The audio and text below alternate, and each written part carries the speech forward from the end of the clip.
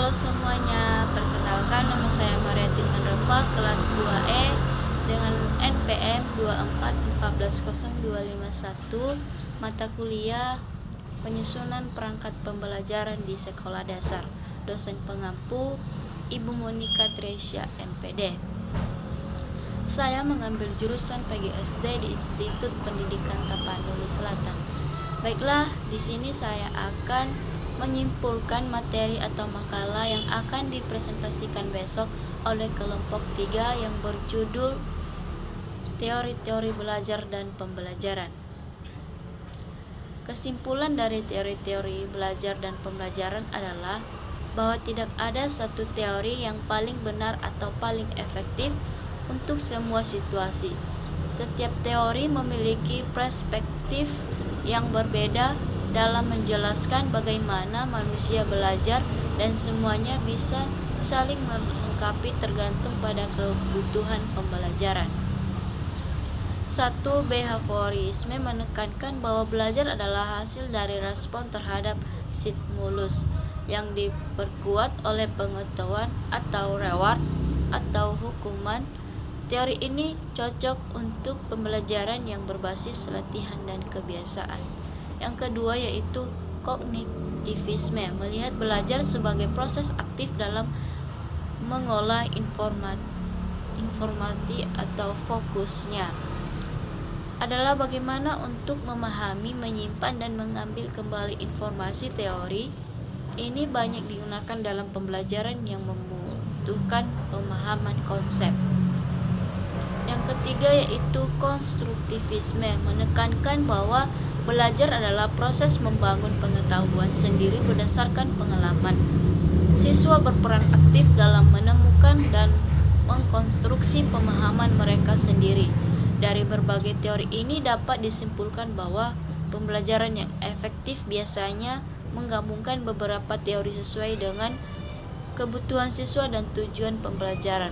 Faktor internal, motivasi kognitif, dan eksternal, lingkungan, interaksi sosial sama-sama berpengaruh dalam proses belajar. Penerapan teori belajar dalam pendidikan harus fleksibel dan disesuaikan dengan situasi serta karakteristik siswa. Jadi memahami teori-teori belajar membantu pendidik dalam merancang metode.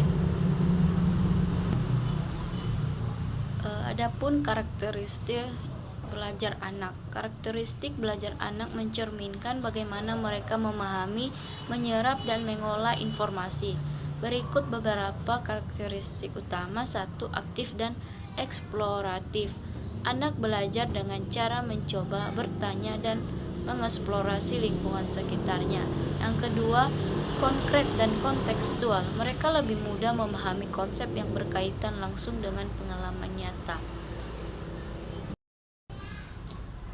Yang ketiga yaitu belajar melalui bermain. Bermain adalah salah satu cara utama anak-anak memahami dunia dan mengembangkan keterampilan sosial serta kognitif. Yang keempat, memerlukan interaksi sosial.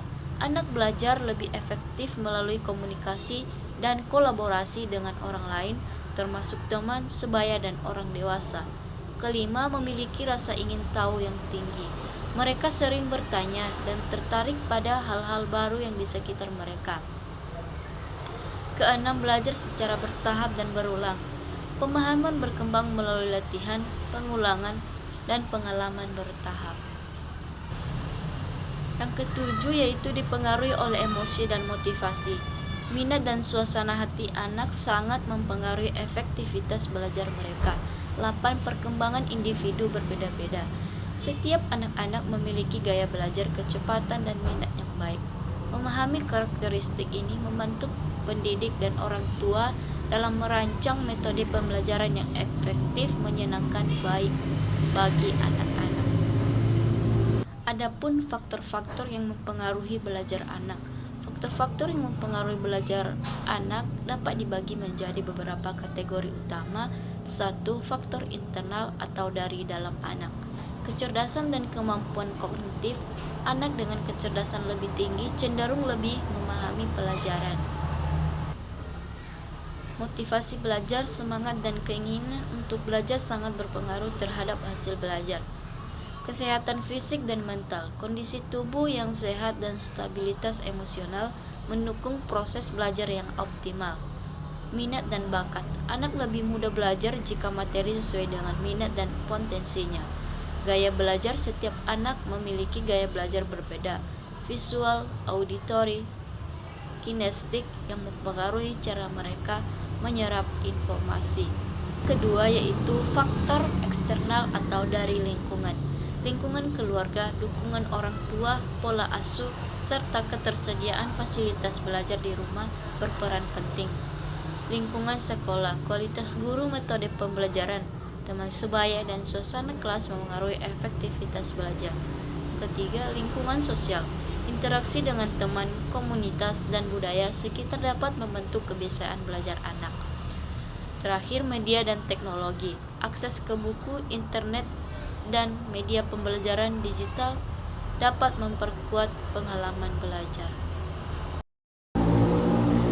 Kesimpulan akhir yaitu belajar adalah proses kompleks yang melibatkan perubahan dalam pengetahuan, keterampilan, sikap, dan perilaku individu sebagai hasil dari pengalaman, latihan, atau interaksi dengan lingkungan. Proses ini tidak terjadi dalam ruang hampa, melainkan dipengaruhi oleh berbagai faktor internal dan eksternal. Para ahli telah mengembangkan berbagai teori yang memahami bagaimana manusia belajar, yang kemudian menjadi dasar dalam pengembangan strategi pembelajaran yang efektif. Kesimpulan dalam konteks pembelajaran adalah dari berbagai teori tersebut dapat disimpulkan bahwa tidak ada satu teori yang paling benar atau lebih baik dari yang lain. Setiap teori memiliki kelebihan dan keterbatasannya sendiri, serta dapat diterapkan dalam konteks yang berbeda sesuai dengan tujuan pembelajaran, karakteristik peserta didik, dan lingkungan belajar.